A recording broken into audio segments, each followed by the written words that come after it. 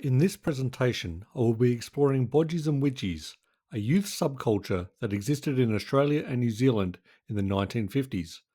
This group was founded by Aussie and Kiwi seamen returning home from World War II and impersonated the American culture they experienced while on duty. One of the main ways that Bodgies and Widgies expressed their aesthetic style was through clothing and hairstyles. For the Widgies, the females, this meant short hair, tight sweaters, and jeans. Full flared skirts with rope petticoats underneath were also commonly worn.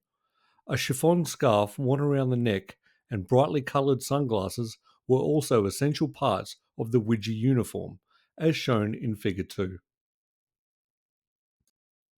Figure 3 shows the hairstyle of the Bodgies, the males, which was known as the ducktail, with the back shaped to a point at the neck similar to the tail of a duck, usually with long sideburns, a kiss curl at the front, and a thick layer of hair cream.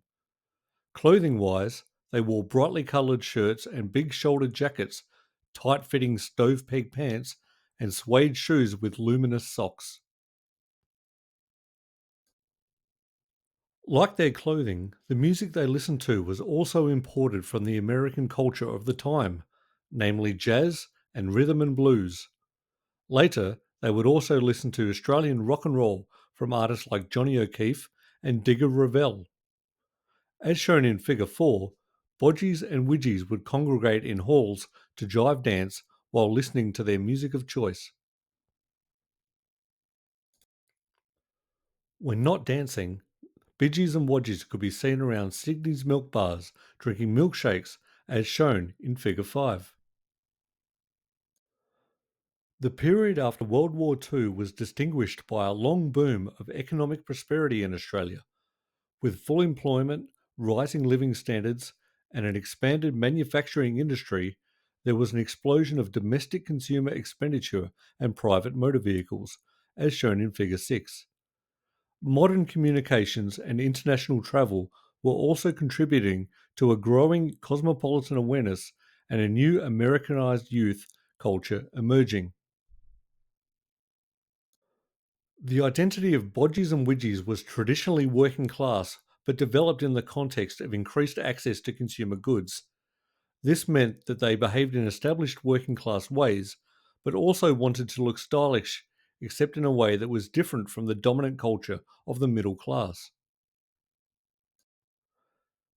As with many subcultures, Bodgies and Widgies had their own jargon to identify themselves with each other and to distinguish themselves from outsiders.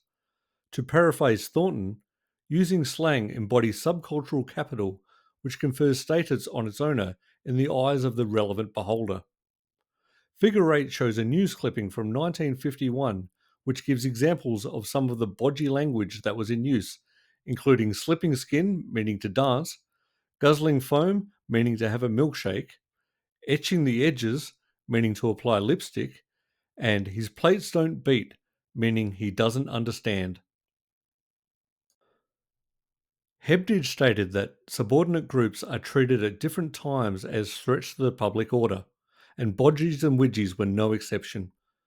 The dominant culture of the time, the older middle class, viewed Bodgies and Widgies as highly promiscuous and violent, with newspaper articles of the day demonising them as a cult involved in sex parties, drug addiction, and crime, as shown in Figure 9.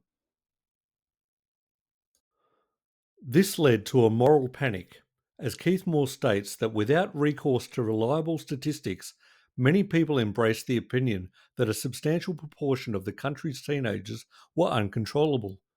In 1958, psychologist A. E. Manning published The Bodgie, a study in abnormal psychology, which concluded that these young people were juvenile delinquents, which only furthered the panic.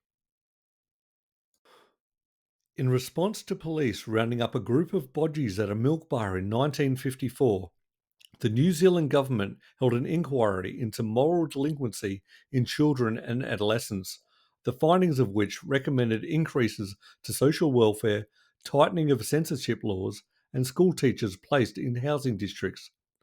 The Marsengard report, as it would become to known after the name of the inquiry chairman, was obscured by inaccurate accounts in the media of the day and is frequently cited as an example of moral panic. Looking back at the Bodgie and Widgie subculture some 70 years later, they were teenagers doing what teenagers do best, trying to find their identity, being impressionable with outside influences, rebelling against the dominant culture of the time, and not always getting it right in the process. I agree with Stratton when he says they were just working class kids doing working class things.